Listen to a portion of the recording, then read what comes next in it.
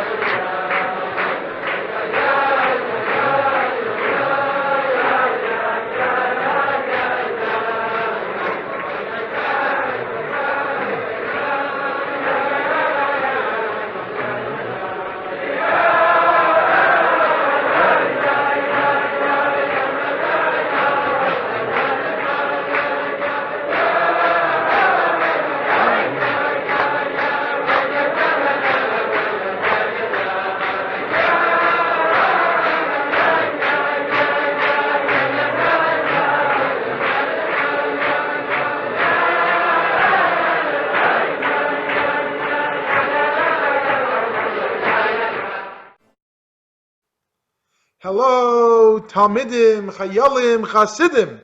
It is wonderful to be here with you wherever you may be.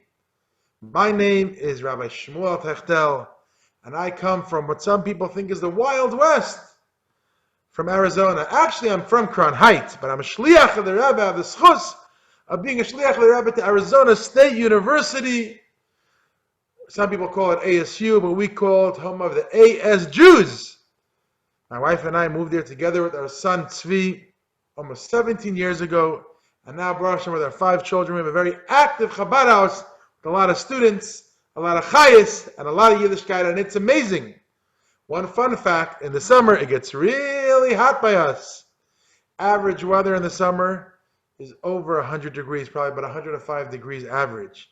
But I believe the reason it's so hot, the Gashmis, is because Baruch Nis, it's so hot, so therefore the Gashmis is mirroring it, so we have the ability to bring so much warmth, life, and Chassidishkeit over there. So we're gathered here today for Farbrengen. First I want to say L'chaim, L'chaim, L'chaim, to each and every one of you, to happiness, health, we should be Chassidim, give their Rebbe Nachas, and have everything that we need. L'chaim. And Mashiach now, Tich Simcha v'Tivli Vav. So we're gathered here today for Farbrengen, for Tes Vov Sivan. Tes Vov Sivan, you're going to tell me? I never heard of that. What's that all about? I know Vav Sivan is Shavuos. I know there's other special days, but Tes Vov Sivan, what's that all about? It's not such a famous date in the calendar, but it's an important date in the calendar. You see, Tes Vov Sivan was the day that in Tuf Reish Pei Zayin, in 1927, the Frierdiker Rebbe got arrested. It was a very hard time for Chassidim then. And this arrest was something which brought a very challenging time to the Chassidim in Russia then, and the Chassidim around the world. It was a terrible arrest. They arrested Frierdiker Rebbe. He was under very harsh interrogations, and a lot of stories connected to that, which we're not going to go through all that now. But it was a dark time then. It seemed very dark. And originally, they sentenced the Frierdiker Rebbe to death. Yes, they were going to kill the Frierdiker Rebbe. It was terrible. Could you imagine something like that? The Chassidim did everything they can, davening to Hashem, working at everything they could to be able to save the Frierdiker Rebbe. And eventually, on Gimel Tammuz, the Frierdiker Rebbe's death sentence was commuted, which means he wasn't going to be sentenced to death. He was going to be sent to Gullus and Kastrama. And 10 days later, the most wonderful Yom Tovim Yud Beis Gimel Tammuz, the Frierdiker Rebbe was freed. So Tes Vov Sivan is when it all started. So you're going to tell me, why should we have Farbrengen with Tes Vov Sivan? What's the special day about it? Reminded of a story I heard from a dear friend of mine. Now, when Tes Vov Sivan happened, the Frierdiker Rebbe was arrested. The Chassidim were, of course, very concerned and davening and doing all they can to get the Frierdiker Rebbe free. But there was one Chassid who made a kula, made a somersault. And somebody said, "Why are you doing that?" He said, "If this happens, it means there's going to be another great Yom Tov like Yittas Kislev. Because Tes Vov Sivan is the beginning of the Geula. They say from the darkness comes the light. Yisr na'ara ba min ha'cheshach. So I wasn't happy when it happened, but a much greater Geula came after that. So I want to share with you a little bit about what it was like for the Yidden in Russia at that time. I'm going to share with you a personal story that I heard from my own Bubby, from my grandmother. You see, my Bubby, called her Bubby Itkin, my mother's mother, she actually lived at 760 Eastern Parkway, which is very close to 770. It's the closest house you can be to 770. It's the Rebbe's library, 770, the Rebbe's library, and then their house attached to the Rebbe's library. My Bubby grew up in Leningrad. Now it's called Petersburg. But then it was called Leningrad. She actually grew up in a street, if I recall correctly, the name of the street was Lermontovskaya Street. Not street, whatever, however way they say street in Russia. And her father, my Alter Zayde, his name was Harav Yitzchak Raskin. And he was a big chassid of the Frierdiker Rebbe. And he was a sheikhet. And he was a mayel. And he's somebody who was not scared of what the Russian government said. And he said that we are Chassidim and we're going to do what the Rebbe asks us to do. And he kept Yiddishkeit going. Did brisim, shechted animals, and did whatever he can to help Yiddishkeit and Chassidus flourish in Russia. It was a very dangerous time. Let me tell you, Kindlach, it was a very, very dangerous time. There were informers all around, and people did not know what the next day would bring. In 1938, this is 11 years after the Frierdiker Rebbe was arrested and then freed. And the Frierdiker Rebbe then After the Frierdiker Rebbe was freed in 1927, Tibrish Pezayin eventually left to Riga, and eventually the Frierdiker Rebbe came to America during World War II. The story I want to tell you is about the story of Mesiras Nefesh Chassidim in Russia. Even after the Frierdiker Rebbe left, the Frierdiker Rebbe's Chassidim made sure to keep Yiddishkeit going. And one of those, my Alter Zayda. My Alter Zayda knew that if there's ever a Yid in need, you do whatever you can to help them. He had, if there were Chassidim who were running away from the police many times, many people were afraid to host them. He said, if there's a Yid in need, we have to help them. And he had people sleep over at his house regularly. My Bubby would tell us, sometimes she wouldn't know if she'd have a better night, or somebody else would be sleeping there. The famous Chassid Reb Chanya Morozov would stay in his house often because he was a very wanted person. He was one of the secretaries of the Frierdiker Rebbe, and he was a very wanted person. But my Alter Zayda said, if he's in need, you have to help him out. In 1938, it was a very hard year for the Chassidim then. The Russian government arrested a lot of people then. And one night, in 1938, the Yataf Reish Ches Tzadik, it was the middle of the winter, the beginning of the month of Adar Rishon. Middle of the night, there was a knock on the door. Many times they knew what that knock meant. They opened the door, and it was the men of the KGB, then it was called the NKVD. They came inside, they looked for what they were looking for, and they found the contraband they were looking for. I don't know what they found there, but what would be contraband then? It could have been a Moyel's knife, a Sheikhat's knife, it could have been something connected to the Frierdiker Rebbe. And that night, they arrested my Alter Zayda, Rabbi Yitzchak Raskin. They also arrested that night Rabbi Chanya Morozov, who was also there, Rabbi Chanya Morozov's son, and many other Chassidim. My grandmother, who was a teenager then, would tell us many times this story. They didn't know what to expect, but they knew it was really not good. As her father was being taken away into the black car, which was reserved for the worst prisoners. What was his crime? His crime was keeping Yiddishkeit going. As he was taken away, he told a few things to his daughters. He had 4 daughters then. One of the things he said was a practical thing. Their oldest daughter, whose name was Minna, was engaged to get married. He said, don't wait for the wedding. Do the wedding. Don't wait for me to come back. Do the wedding. He also told them, if you need something, go to Peretzin, go to the Chassid Reb Peretz Machkin. And he also said something which sticks with me very much till this day. Continue living your life for what they're arresting me for. He's about to be taken away in the black car, not knowing what's going to be with him. And he turns to his daughters and to his wife and to the people that were there and doesn't say, oh, watch out, run away, stop living a life of Yiddishkeit, that's what they're arresting me. Continue living your life for what they're arresting me for. Continue being Chassidim, living as Yidden. My grandmother told us that was the last time she ever saw her father. Her father was taken away.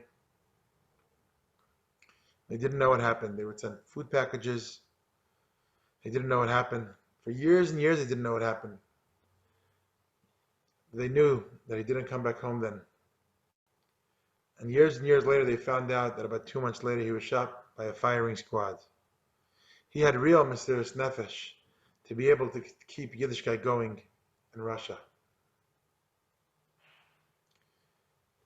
For many years, they didn't know what happened until like the last, maybe after the Iron Curtain came down, they were able to find out more. They found out some more details. It was a very hard time for my grandmother and her sisters and her mother, but they did what their father said. They continued living their life in the way of Chassidim. They continued knowing that the Russian government, the communist government then told them certain things, but the Eibishter told us otherwise. When we listen to Hashem, we only gain, and it's so much greater. As we see, thank God my grandmother survived. She came to America, built a beautiful Chassidic family, but the communist government is not there anymore because Yiddishkeit and Chassidus will always prevail.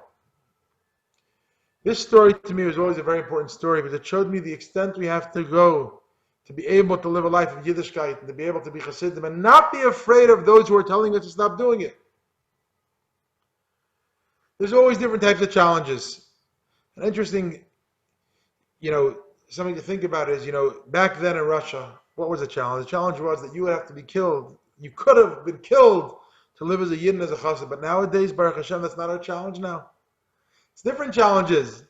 Nobody is telling us that if you do this mitzvah or learn this Torah, Chas v'Shalom will hurt you and they'll kill you. Now it's not a challenge to have to die to be a yid. Now it's a challenge to live to be a yid. And it is challenging at times. I remember one of my cousins had a thesis, she was in her high school. She had to write about a certain topic, and she picked her family's history. And I remember she asked my bubby, she said, "Bubby, what do you think was harder? Back in Russia, where you had to have Set Mesiras Nefesh to be a yid, and my grandmother, on Shabbos, to be able to go to, she would tell me you have to go to school, not right. There are a bunch of stories that's for another time, the Mesiras Nefesh they had to have." So she said, "Bubby, where do you think it was harder to be a yid? To live like a good frum Chassidus yid?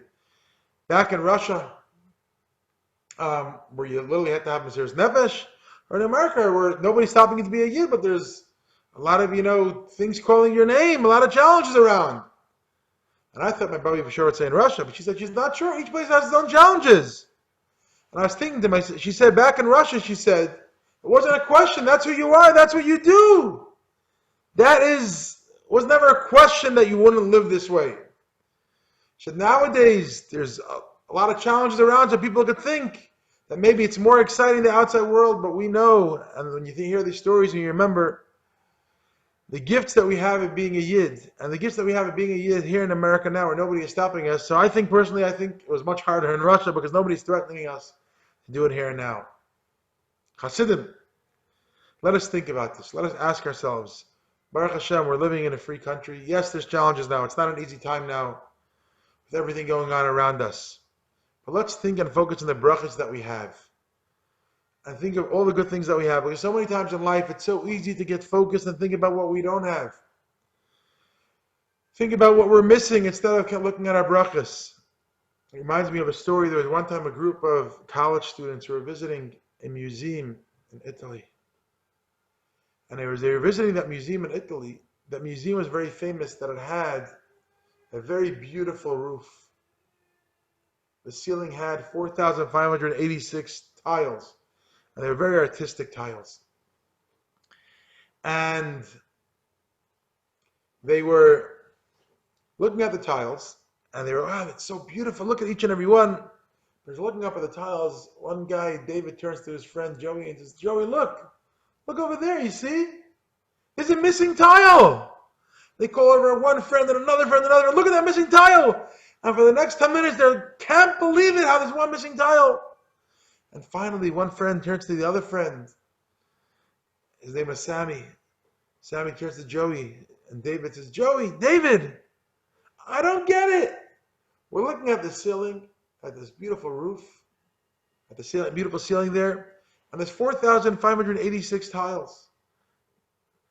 4,585 of them are so beautiful. One is missing, and that's what you're focusing on. Look at all the beautiful tiles that you have there. Look how great it is. And my friends, many times we get stuck and we look at what's missing instead of what's there. It's very easy these days to say on what I don't have. But let's look at the brachas that we have. Baruch Hashem, we're alive, we're healthy, we're yidden, we're chassidim. Each and every person has so many brachas.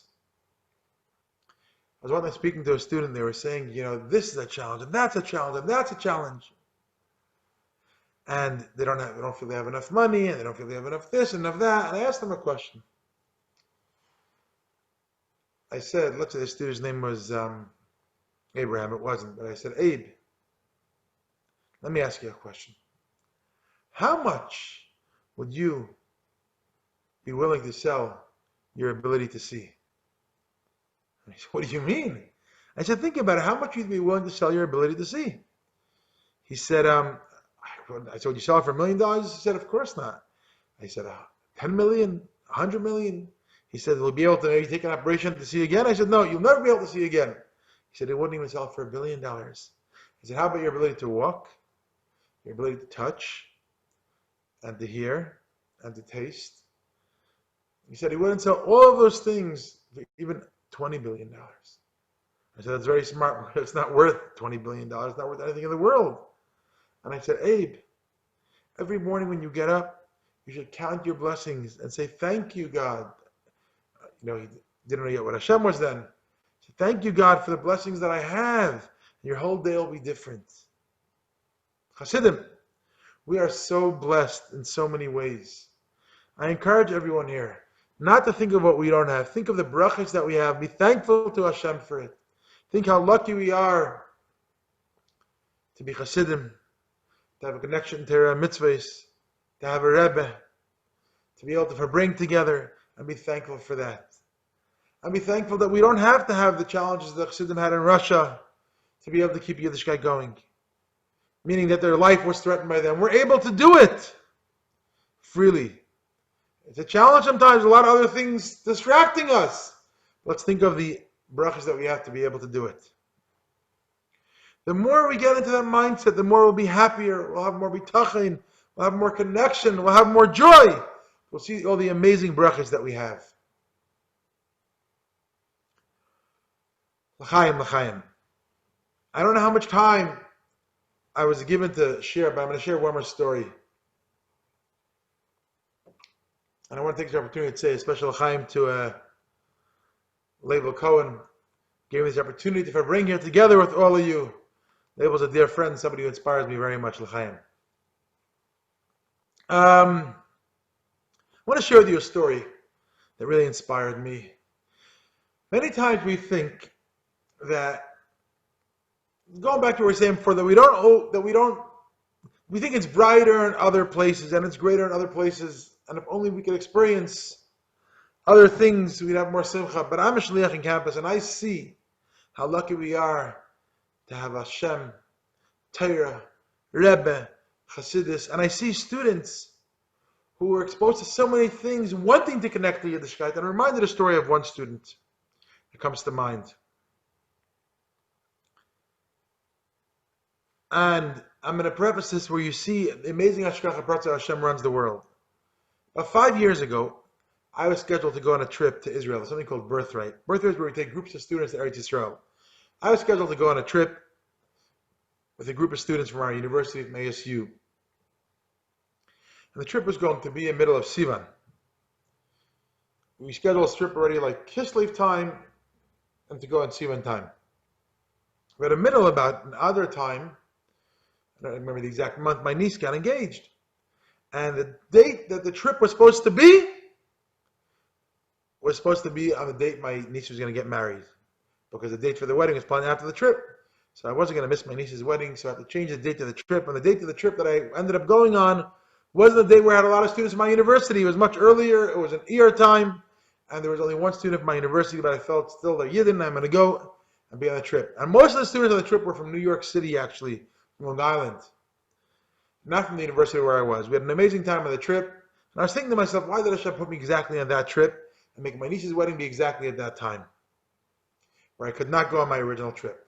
About a year later, this is 4 years ago, it's the first day of the new school year at our university. And it's a Friday, second day actually, school started on Thursday. It's a Friday. And we get an email that somebody says he's interested to know more about Chabad. He never heard about it before, but he's a Jewish student. That Friday night, he walks in, and there's about 100 people there. First Shabbos of the year, of the school year. The person walks in, and I say, welcome, and I give him a hug, and ask him his name. And we're talking, and then I ask him where he's from. He says he's from Plainview, Long Island. I said, Plainview? I said, this person, and that person, and that person? These are guys who were with me on the birthright trip a year before, the trip that I wasn't supposed to be on, but ended up being on. He says, those guys, of course, those are my best friends from high school. How do you know them? I said, a year before I was on birthright, these guys were like the main guys of the trip. He said, you were the rabbi on their trip? I said, oh my gosh, I can't believe it. They said they had such a cool rabbi, and it was so much fun, and one day maybe you'll meet this rabbi. And this really broke the ice for the student. The student's name is Greg. It broke the ice for the student because the student was so scared to come to Chabad. He never heard about Chabad before that day when he signed up. And he was so scared. And the moment he walked in, his best friends from high school had a connection to the rabbi there, to the shliach there. And it broke the ice, and he started getting involved and started learning. And he was amazed because he's a Jewish boy. He knew almost nothing about Yiddishkeit. He started coming every week, and he joined a class called Sinai Scholars. And he's like, wow, this Torah thing is really amazing. And he really loved it. And he started learning more and more. He's like, I wish I would have known more about this more before. And he was learning more. One day I asked him, close to the beginning when he came, he wanted to put on tefillin. And he said, yes, he wants to put on tefillin. He put on tefillin with me. And afterwards, I sent a picture of him putting on tefillin to a friend of mine from Crown Heights, who was, we studied in yeshiva together, and he's involved in supporting our Chabad house. And I said, this is Greg, the first time he's putting on tefillin. So my friend said, you could tell him if he's going to commit to putting on tefillin regularly, I'll buy him a pair of tefillin as a gift. So I told this to Greg at that time, but Greg was just starting, and he said, I don't know, I'm not ready for that. And Greg continued coming every Friday night. A couple of months later, Greg was in a class called Sinai Scholars, actually about 6 weeks later. And at one of the classes, we spoke all about mitzvahs. So after the class, we were speaking about mitzvahs and how the Yidden do the mitzvahs, and we also had a discussion about the miracles, this and that happened to the Yidden. After the class, I decided I'll show a few close students a video, which is it's a video from Yaakov Shweki called "We Are a Miracle," and the video speaks a lot. There's a person who's a Holocaust survivor, and his grandson is in the Israeli army. He puts on tefillin. Afterwards, I turned to a few students there. So one student, his name was Avi. I said, Avi, you have tefillin. How about, in honor of this inspiring video, put on tefillin for a week? Avi said yes. And there was another student, he said the same thing. Then I turned to Greg, I said, my friend, offers still stand. Will you put on tefillin? Will you get a pair of tefillin and put it on regularly? He said yes. He was very inspired. Now I want to share with you all that this was about 10:30 at night Arizona time. I decided I'll send my friend a WhatsApp message because I didn't want to text him so late at night. I'll see you in the morning.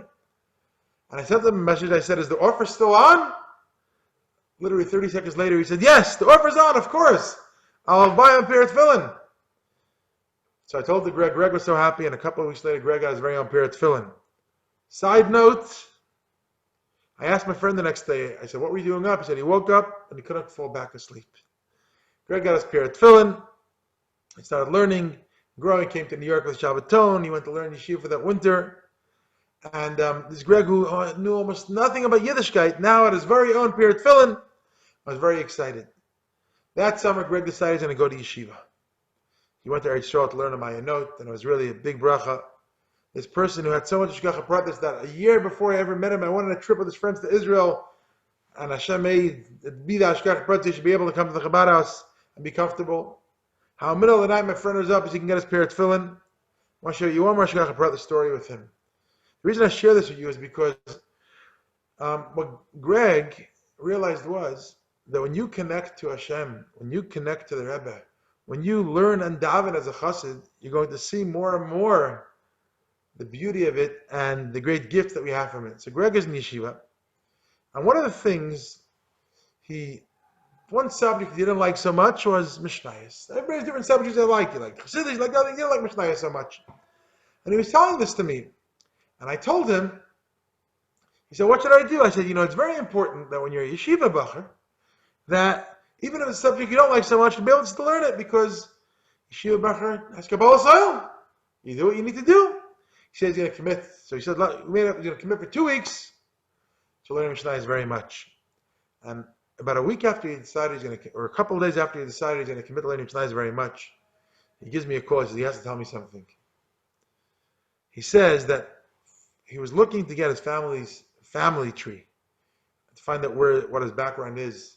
And his mother told him that week, just a couple of days after he decided to learn the Mishnayos more committed, that she's going to give it to him. It was around his birthday, and she's going to give it to him. And his mother gives him the family tree, and he's looking at it, and he sees some names, and he tells me some of the names. And it says in this family tree that Greg's mother's mother comes from a certain family, and they're descendants of a rabbi whose name is Rabbi Yom Tov Lipman HaLevi Heller, which is the Tes Vov Sivan Farbrengen. I said, Greg, do you realize what you just told me? I said, do you know who that rabbi is? That rabbi is one of the greatest rabbis in the Mishnah. Commentaries on the Mishnah. In every page of the Mishnah, you have his commentary. Do you see what happened? Mishnah was hard for you to learn. You decided you're going to make a commitment. And in the sense, there was a certain time of serious knowledge for him. He wasn't enjoying it. You're going to make a commitment to learning it. And Hashem gave you a great gift that you discover that you actually come from a very holy family of great Rabbanim. We're continuing to learn Mishnayos, Gemara. Now Baruch Hashem is a wonderful chassid that goes by Gershon. And he's a real chassid Shabachar. My fellow chassidim, in a few days is Tes Vov Sivan. It was a date which really was a very hard time for the chassidim, but led to the great Geula. It was a date that after the Frierdiker Rebbe was freed, the Mesiras Nefesh of the chassidim continued in Russia. Nowadays, it's a different type of Mesiras Nefesh we need. The Mesiras Nefesh is not that we're going to be threatened for being Yidden. It might be to put away the computer from playing another game. It might be for being distracted and not being able to learn a little bit more. It might be wanting to read another book and not help our parents when we need to. As Chassidim, we learn to do what we need to do and do it b'simcha. L'chaim. We should be zeicha that we should be able to see the Geula in a very clear way in our own lives, personally, and for Klal Yisrael. Be able to see the Geula. Hamit Vashlema, the Rebbe. We'll be reunited with the Rebbe once again. May it be here and now. Amen. L'chaim. L'chaim.